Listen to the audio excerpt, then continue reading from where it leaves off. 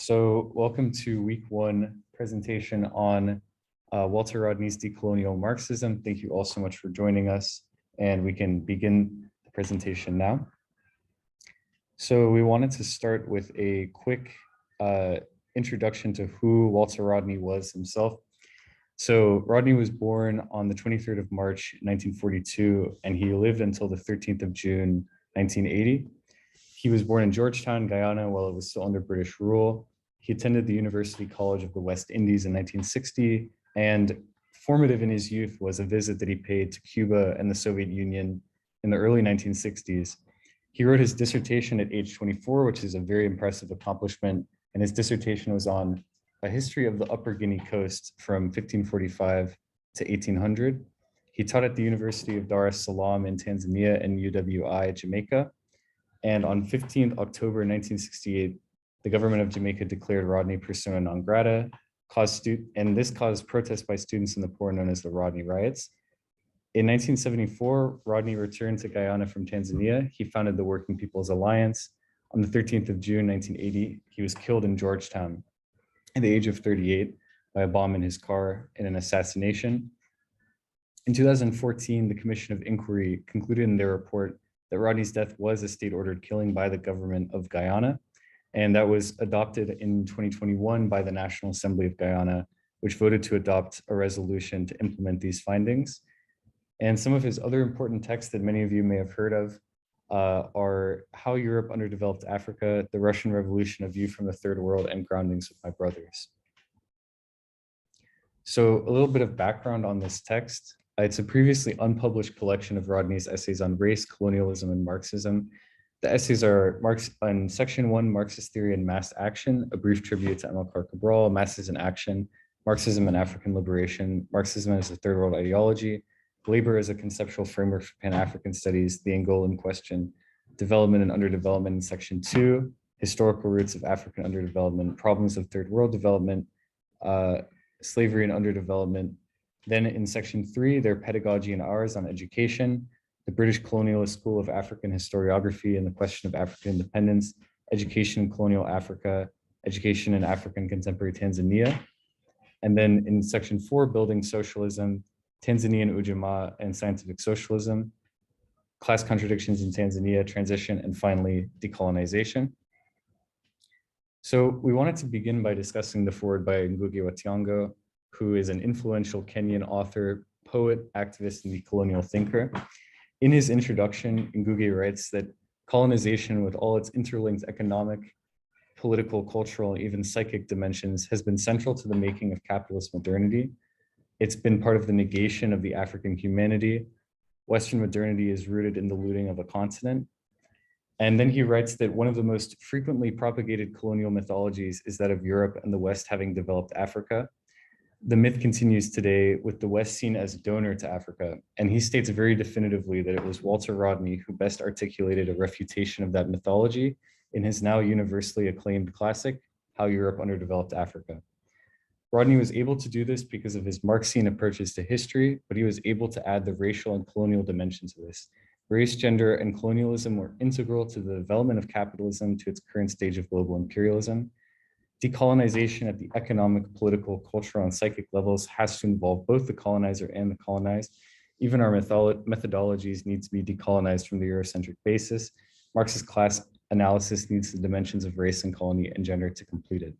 And finally, he concludes in a very definitive proclamation that with the dimensions of race and colony added to class analysis, Rodney completes Marx. Then Rodney offers a brief tribute to Amilcar Cabral.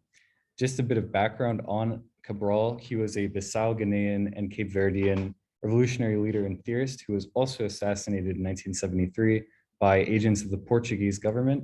Guinea-Bissau and Cape Verde were currently at that time in a struggle for independence from Portugal. Rodney wrote of him that Cabral was a theoretician of the highest caliber, but only because he was involved in changing the ugly realities of colonized African society.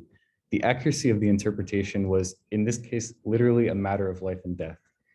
Paradoxical as it may seem, Cabral, who at the time was involved in a nationalist struggle, was constantly playing down the importance of nationalism by itself, mere nationalism, perceiving the difference between a political outlook limited to nationalism and one which encompassed a revolutionary transformation along socialist lines.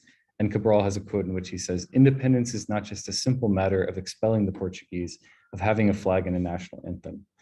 Cabral broke away from a rigid categorization of this or that class as, quote, reactionary or revolutionary. Instead, he was concerned with the dual revolutionary or reactionary potential of most of the elements involved in the nationalist struggle. Bitter experience has shown this is not true even for the industrial working class. Cabral was in effect renewing the battle against the concept of revolutionary spontaneity, and that's why he has this invocation against assuming that one class of the peasantry or one of the proletariat itself could be revolutionary in a spontaneous fashion. Walter Rodney concludes on Cabral that not only is he a product and spokesman for that movement, but he has been an active agent in molding the force of change in an anti-imperialist direction. Indeed, one can say that Amilcar Cabral still remains an active agent working against imperialism. We wanted to take a brief moment to note in this section in the brief tribute that Rodney has a discussion of both Cabral and Fanon, where Rodney writes, Frantz Fanon is responsible for popularizing the notion of the revolutionary nature of the African peasantry, but Rodney says that Cabral found it necessary to caution that while the peasantry had the greatest objective interest in the struggle, the peasantry was not a revolutionary force by itself. Rather, it constituted the principal physical force available to the armed struggle. But at the same time, Rodney emphasizes that the contradiction between Cabral and Fanon is more apparent than real. Cabral is warned against, what Cabral is warning against is the facile conclusion drawn by some that the peasants will be spontaneously revolutionary. Cabral was in effect restating the case for painstaking mobilization by the most conscious elements. Then and only then would the peasantry be a revolutionary force. And this will take us into chapter 3 of our discussion. So Marxism and African liberation. Rodney presents the overarching question of whether Marxism is relevant for Africa and engages in a few of the critical debates of the nationalist versus the Marxist, those who claim to espouse a class position as opposed to those who claim to espouse a race position. And I'm not going to read all of these quotes in their entirety, but just to say, he addresses the central question, why is it that the question of the relevance of Marxism to society always crops up? In a very brief answer, Rodney says, he would suggest that this is what is common to the application of the question is first, a condition of struggle, and second, people ask the question because of their own bourgeois framework, so a reaction to an imposed bourgeois ideology that they already have. Then next, Rodney argues that there is one common uniting strand to all bourgeois thought. They make common cause in questioning the relevance, the logic, and so on of Marxist thought. And Rodney specifically hones in on the Anglo-American tradition, which he says is one of intense hostility, philosophically speaking, towards Marxism. So in the English-speaking world as a whole, we have a kind of innate tendency to reject Marxism. And he says it's fashionable to glory in one's ignorance to say that we are against Marxism. When pressed about it, one responds, but why bother to read it? It is obviously absurd. So one knows it is absurd without reading it, and one doesn't read it because one knows it is absurd, and therefore one glories in one's ignorance of the position. Rodney's answer to this question is very clear. We have to learn Marx first before rejecting it out of hand or declaring that it is irrelevant to the conditions of the third world. Rodney writes, we have to establish a basis of familiarity with the different intellectual traditions, and as we become familiar with them, we can then be in a better position to evaluate Marxism's relevance or irrelevance, as the case might be. And he says that he'll proceed on the assumption that we are trying to discern in this discussion whether the variants of time and place are relevant. And that's specifically wondering whether we would have to assume Marxism's validity for the place in which it originated in Western Europe, but can we expand out of that condition of just being within Western Europe? Is it only applicable to Western Europe in the 19th century in that time and place, or does its extent of its validity extend geographically outside of Europe in the 19th century?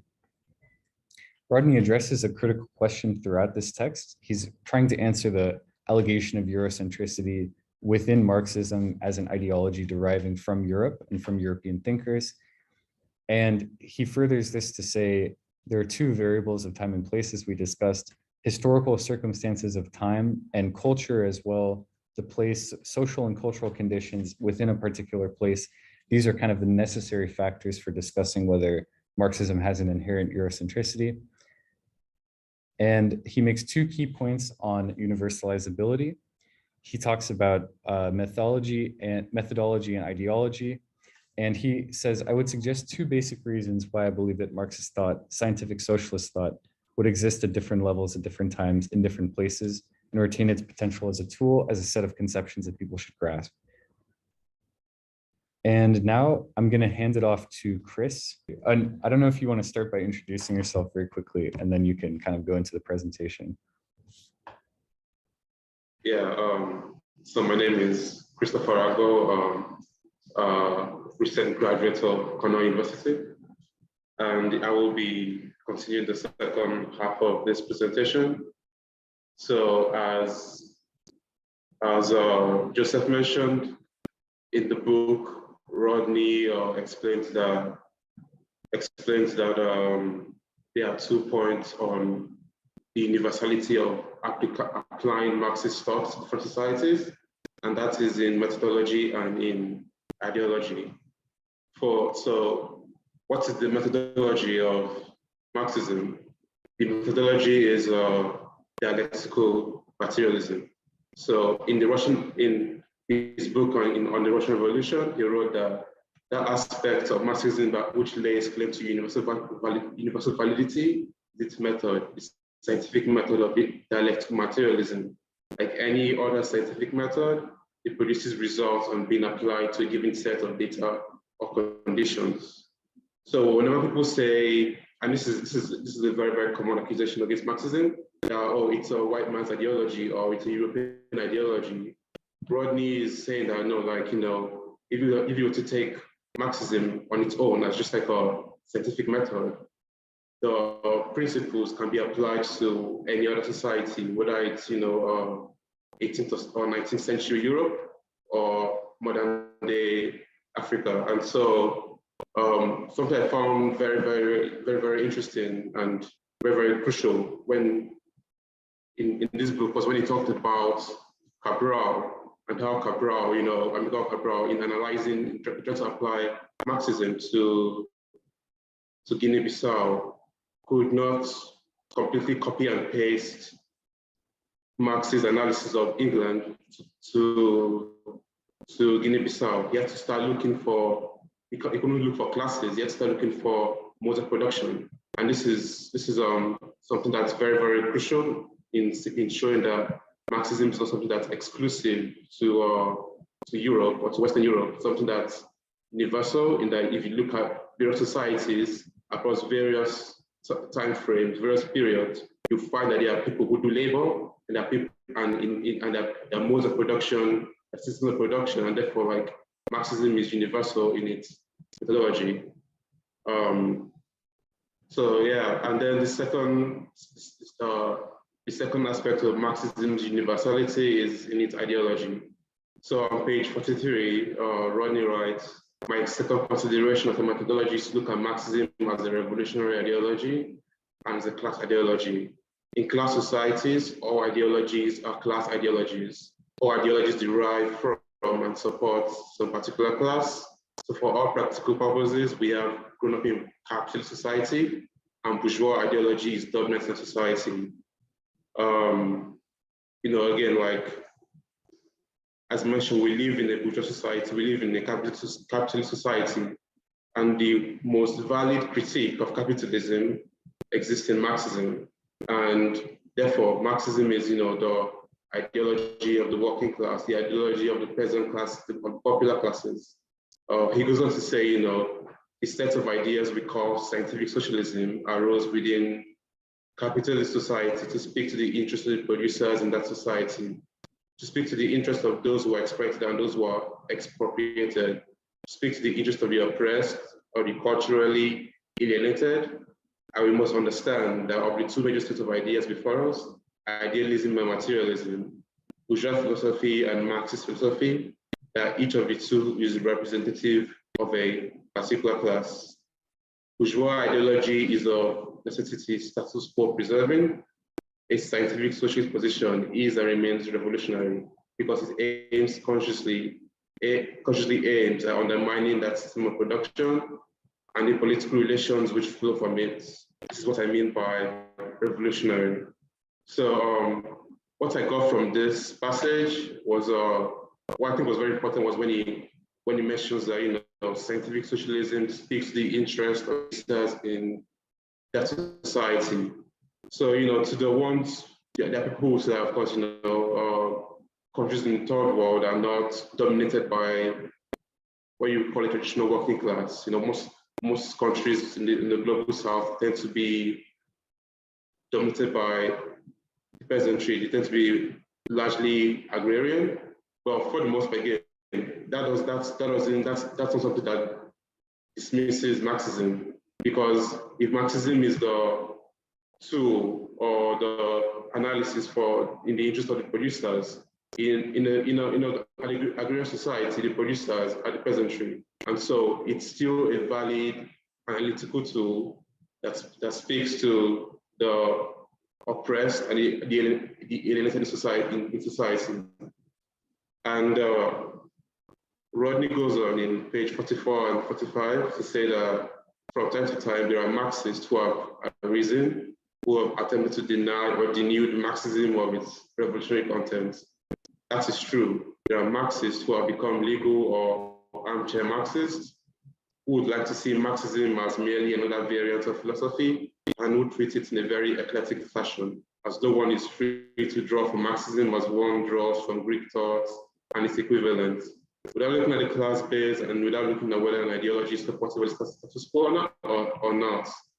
Nevertheless, by and large, we can see Marxism and scientific socialism as subversive of and antithetical to the maintenance of the system of production in which we live in. Here again, I would suggest that African people, like other third world people, have virtually a vested interest in scientific socialism, because it offers itself to them as a weapon of theory. It offers itself to them as that tool at the level of ideas which will be utilized for dismantling the capitalist imperialist structure. This is its concern. Africa, you can leave it on the previous slide. Yeah, that's fine. I was going to mention that Africa, due to its general position in the capitalist world system as a periphery, exporting raw materials, importing finished goods, having a lack of an industrial base. Most African countries do not really have any industrial production going on. Due to the fact that this is the subservient position that Africa occupies in the world system, it's still the most potent tool to elevate the continent out of that position of subservience remains Marxism. In the world of core versus periphery, the global north versus global south, Marxism is the ideology, as we mentioned, of the oppressed, the alienated, the exploited, expropriated. And there is no other population in our current world system that's more exploited, more oppressed than those in the global south, especially those on the African continent. Next slide. Yeah, like I mentioned, and Rodney also goes on this point about, all countries being incorporating one single capitalist system of production. So he says, Marxism cannot therefore be termed a European phenomenon, and the onus will certainly be on those who agree that this phenomenon, which has already universalized itself, is somehow inapplicable to some Black people. They seem not to take into account that already the methodology and ideology have been utilized, internalized, domesticated in large parts of the world that are not European. That it is already the ideology of 800 million Chinese people. That is already the ideology which guided the Vietnamese people to successfully struggle and to the defeat of imperialism. That is already the ideology which allows North Korea to transform itself from backward, quasi-feudal, quasi-colonial terrain into an independent industrial power. That is already the ideology which has been adopted on the Latin American continent, and that serves as the basis for development in the Republic of Cuba. That it's already the ideology that was used by Cabral, that was used by Samora Machel, which is in use on the African continent itself to underline and underscore struggle and the construction of a new society. We have all historically been incorporated within the capitalist system of production, and that is another dimension, the relevance of Marxism. Even without the translation in terms of time and place, it seems to me that if we have become part of the capitalist imperialist world, then we owe to ourselves to relate, to follow, to understand, and to hopefully adopt and adapt a critique of the capitalist system, because that's essentially what Marx's writing is about. He was critiquing the capitalist system. If we want to understand the world in which we live in, which is the world dominated by capitalism, then we must understand the center of that system. Again, this is for the most part a summary of what I just mentioned, which is the core periphery system that we live in. For people to say that Marxism is inapplicable to Africans is flat out wrong. Africans don't live in that world, and Africa as a continent is a part and parcel of the capitalist world system, occupying a position of subservience. And there's no other ideology, no other system of thinking that criticizes capitalism more than Marxism, or more accurately than Marxism. The next slide.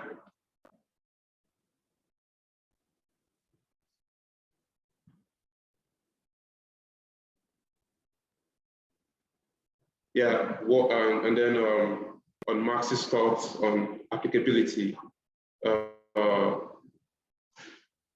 Critics of Marx are right in saying that the particular class configuration or even the absence of classes in the third world country does not conform to the model of analysis that Marx might have organized for Western Europe. So again, like I mentioned, it is true that in most global South countries, the majority of the population is not the working class. And this is due to the fact that majority of the population works in agriculture, and these countries do not have an industrial base. So there's no industrial working class. So this image does not conform to the model of industrial England or industrial Europe that Marx was writing about. However, Rodney goes on, they overlooked that which Marx himself had said, because Marx didn't claim that he was organizing a philosophical worldview and that he had created categories for Western Europe which were applicable in and themselves to the third world, applicable without any new intellectual or analytical effort. Indeed, Marx had to chastise those individuals, some of them calling themselves Marxists, who would have liked to have applied his understanding of Western Europe in a very critical way to the development of Eastern Europe. And he had to warn them that Marxism wasn't a general historical philosophical understanding of the world at all time, in all place. Similar points in his Russian Revolution, Rodney quotes Marx himself in an 1877 letter responding to the editor of the Russian publication. I'm going to skip that because I do not know how to pronounce that.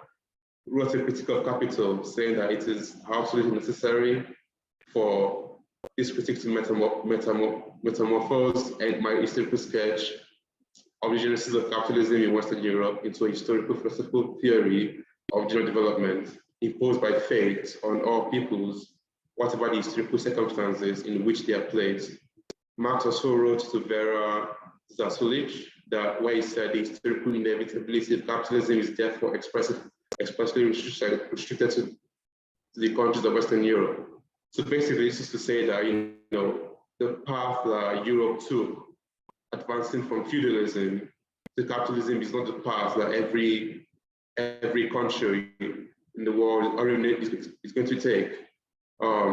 Marx was applying the tools of dialectical materialism and historical materialism to Europe in that particular era, and it is a task of current-day Marxists, especially those located in the global South, in Africa, Latin America, and Asia, to apply that method without without just copy and pasting Marxist analysis of Europe, to apply that method to their own societies.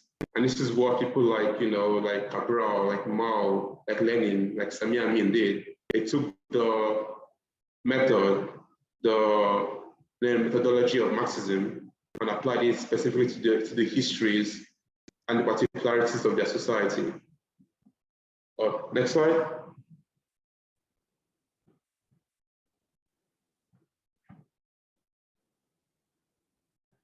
And this is on how to apply Marxism to the third world. On page 49, Rodney states, any ideology when applied must be applied with sensitivity. It must be applied with a thorough grasp of the internal realities of a given society. When the Chinese first picked up the Marxist text, they were European texts. They came loaded with conceptions of the historical development of Europe itself. It was the task of the Chinese to deal with that and to adapt it, and to scrutinize it and see how it was applicable to their society. First and foremost, to be scientific, it meant having due regard for the specifics of Chinese historical and social developments. And back to Cabral, Rodney also says he's of course making sure that Marxism does not simply appear as a summation of other people's history, or appears as the living force within one's history. This is the task of anybody who considers himself or herself a Marxist. However, because it is fraught with so many difficulties and obstacles, many people take the easy route, which is to take as a finished product rather than as an ongoing social product, just to be adapted to their own society. One finds that in looking at Marxist theory, as its relevance to race, looking at the relevance of Marxist theory to national emancipation, the petit bourgeois cannot fulfill this historical task for national liberation, requires a socialist ideology. We cannot separate the two. And on page 52, Cabral finishes and says, there may be revolutions which may have had a revolutionary theory and which have failed, but there has certainly been no revolution which has succeeded without a revolutionary theory. So what he's basically saying is that, as Marxists, we have to be very, very flexible. We cannot be rigid in our analysis of particular societies. We can't just take the schematic of Marx in industrial England and just apply it to countries in the global south. Next slide.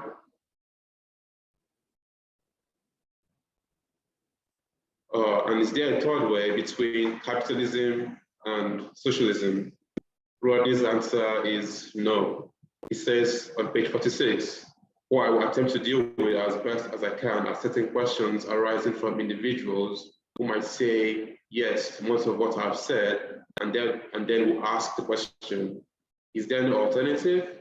Is there no ideological system which is neither capitalist or socialist, or is anti-capitalist, or addresses itself more humanely, if you like, the interest of African people wherever they are? My own formulation will be to suggest that we look at concrete examples of African or Black people who have attempted to devise systems which they consider non-capitalist and non-socialist, systems they consider valid alternatives to scientific socialism for the emancipation of African people. Next slide.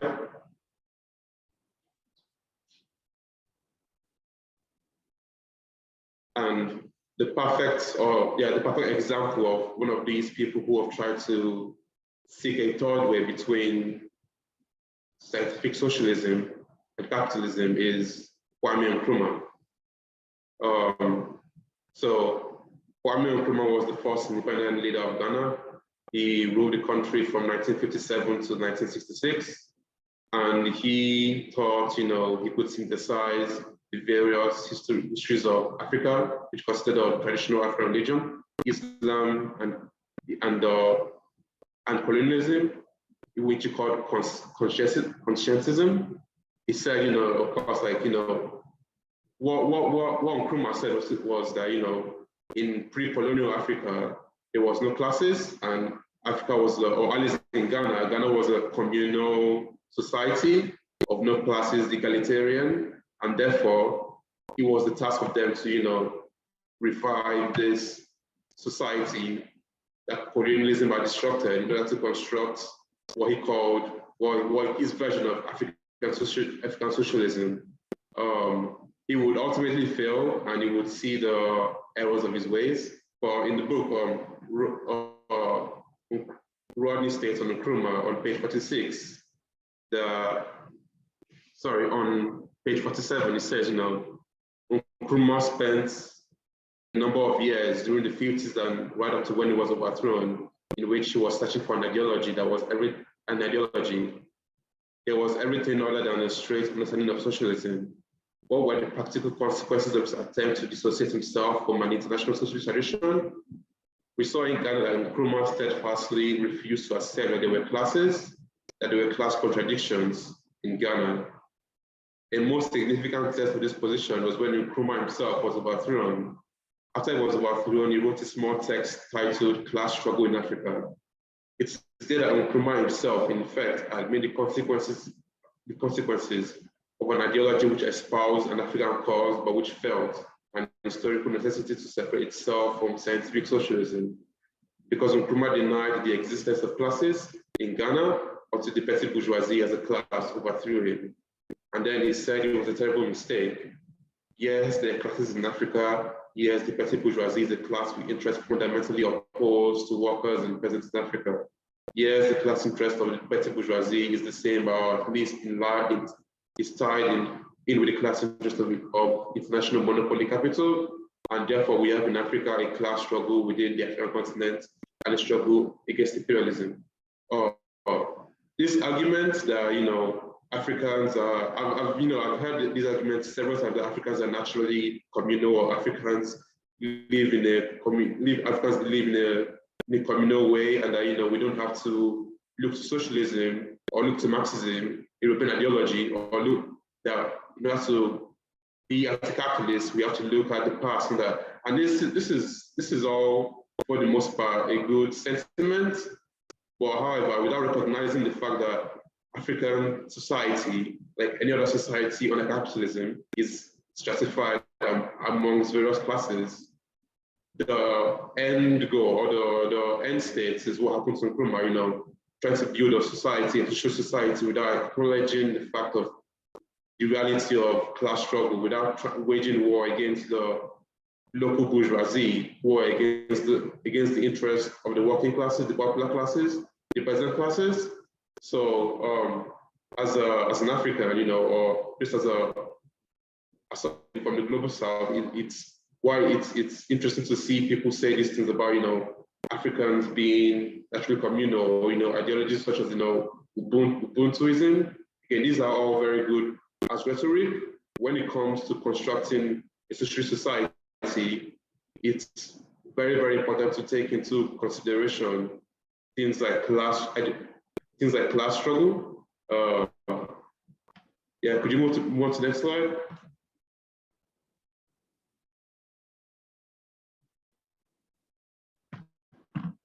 And in chapter 4, Marxism as a third world ideology, Rodney restates some of the previous points that he's been going through in the previous chapters.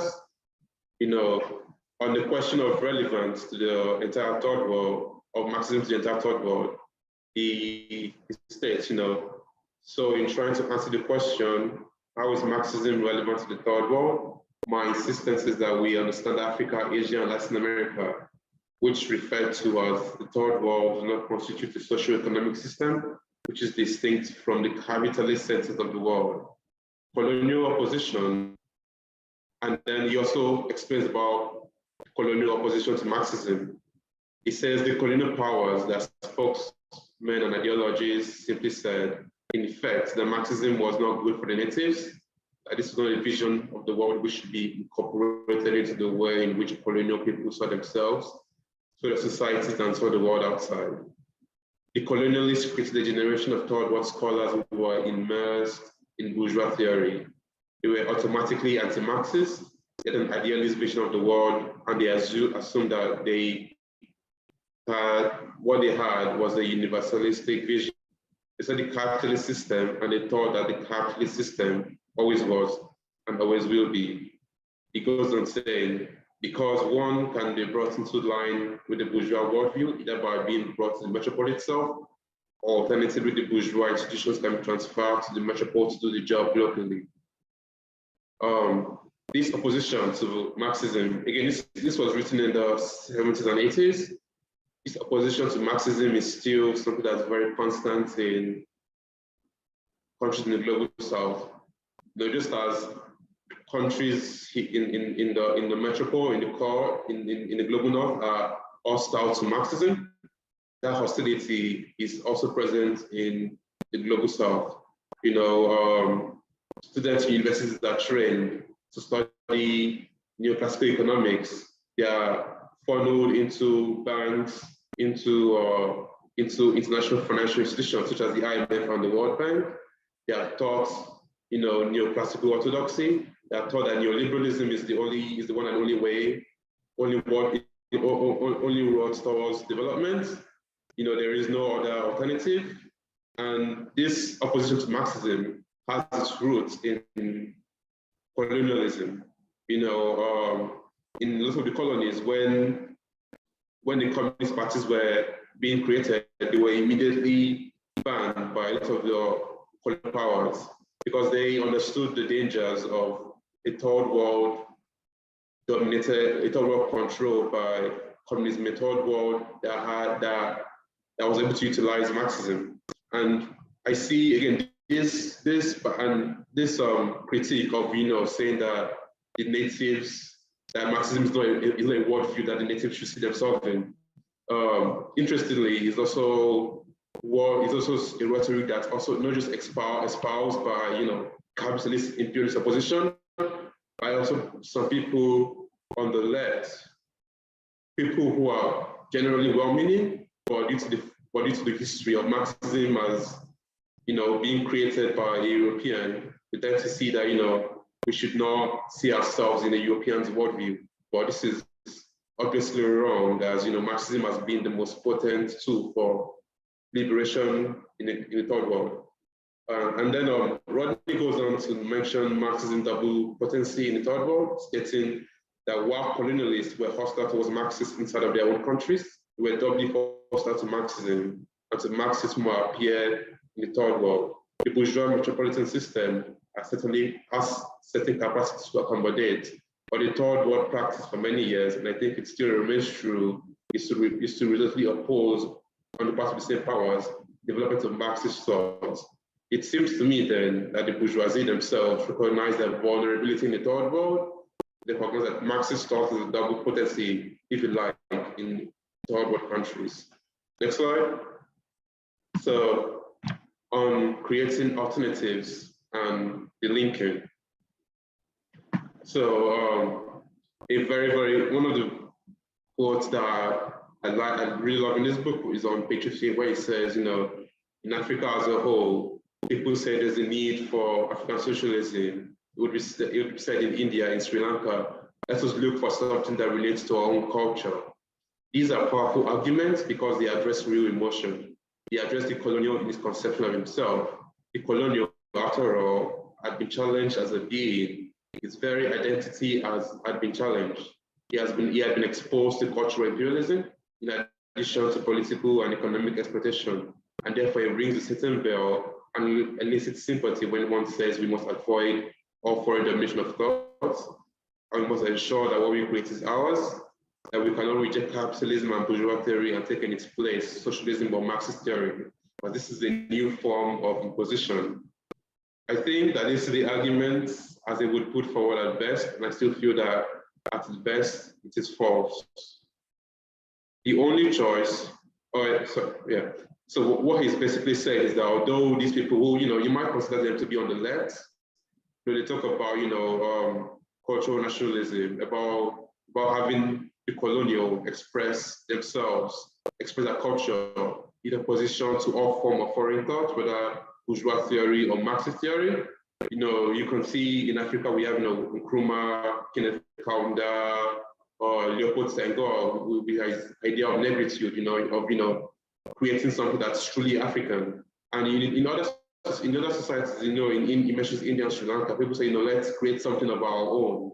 But this is a false, this is a false argument, as you know, these societies are not separate. Like they're not a separate form of they're not separate from a separate socio-economic system. While there might be different culture, the conditions in all global south, while countries might have different cultures, their conditions are all universal. You know, the global south for the most part is actually very, very similar. You know, for the most part, the problems in Nigeria, in Brazil, in South Africa, in India are all very, very similar. And as Marxists, you know, the slogan is, you know, workers of the world unite, and that is recognizing that in all capitalist countries, especially in global south countries, the condition of the popular classes of the masses is universal. They're all exploited by the imperialist system, and therefore it doesn't make sense to resort to this cultural nationalism. He then mentions the idea of the linking, which is a very, very interesting idea that has been expounded upon by Sami Amin, an Egyptian economist. The idea that, you know, of course, that the only route towards development for a lot of countries in the global south is to delink, to remove themselves from the capitalist imperialist system. And this can only be achieved through socialism. It can only be achieved by the popular classes. It cannot be achieved by the upper classes. Next slide.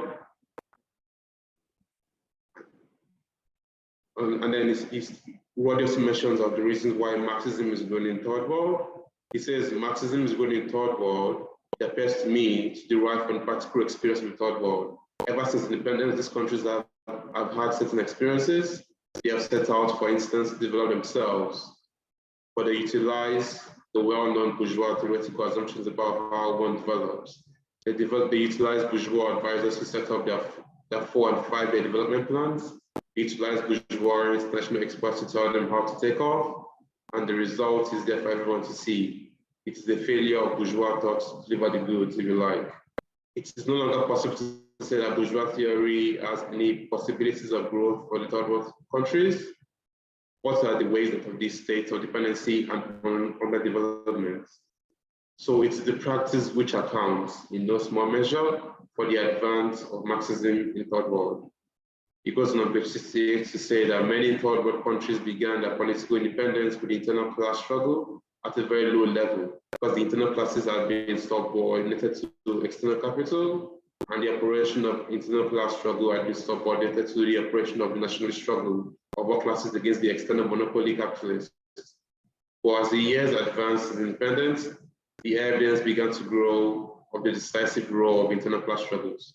Of course, to say that Marxism is relevant does not necessarily say that the body of Marxist thought which exists is adequate to an understanding of the third world predicament. So there's a body of Marxist literature which is inadequate to the needs of the third world, because it just does not deal, for the most part, with the problems of the third world. And on the challenges for the third world Marxist, he states, he is not merely transferring known truths from another part of the world to the African or Asian situations. He has to engage in a very difficult task of building from the bottom an actual body of Marxist inquiry and Marxist analysis of the societies in question.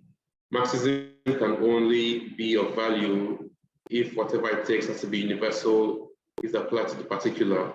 And it is in the very particularity of the exercise that one will demonstrate that the universal is actually universal and that it is applicable. On page 71, it goes on to say, if you do not attempt to develop with respect to these specific situations, or rather merely to transfer a body of knowledge in a fixed static form from another part of the world, then you will be accused of being irrelevant. You'll be accused of cultural hegemony. You'll be accused of trying to force the indigenous interpretation into your own external imperialist-oriented model. This is why I think that the responsibility which third world Marxists carry is an extremely heavy responsibility. In Western Europe, in North America, it's possible to plug into an existing body of thought. The third world scholar is more often than not starting from the very beginning, having nothing to review, everything else, but sometimes inadequate empirical data which has to be collated and picked up from bourgeois sources. So the third one, Marxists will find themselves starting from scratch. But it's a task that has to be carried out, because to do otherwise is to precisely fall into the hands of those who want to sort of cultural exceptionalism. But it is a task that has to be carried out. To do otherwise is precisely to fall into the hands of those who want to sort of cultural exceptionalism, who say that Marxism is not for us because it is inimical or antithetical to our own culture and our own history. Next slide. Okay, thanks so much, Chris. Really appreciate it. And thank you for the presentation. So now what we're going to do, we have these discussion questions.